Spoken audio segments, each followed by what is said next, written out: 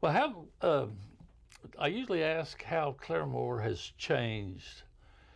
How do you feel it's changed? If for the better, for the worse, or Yeah. how? Well, when we arrived, there were not very many homes being built. And one of my father's jobs when he worked for Longbell, Longbell did residential land development. So my father was in charge of residential land development for Longbell at one time. So he knew how to develop.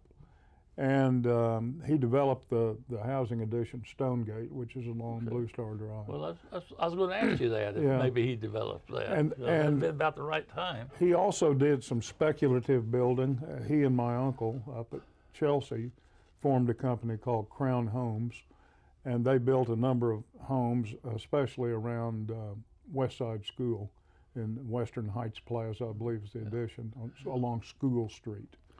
And that kind of stimulated others to do speculative building.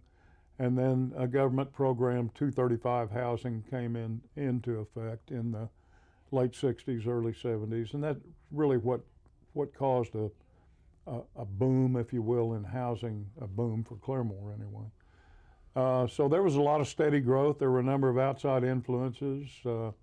Busing in Tulsa caused a lot of people to move to the suburbs, and Claremore benefited from that. American Airlines moved their accounting functions to Tulsa from Chicago, I believe. So there was an influx of northern people who came into the community about then. And when I was growing up, there were many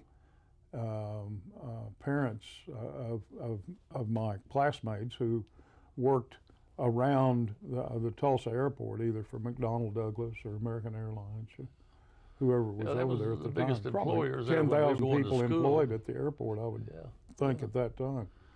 And you know, I've talked about this with other classmates. I can't remember a classmate whose father was not in the service.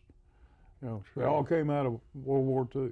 That's true. And I don't think I had. Well, I'm sure there were a few, but I didn't know any that whose father was not a veteran.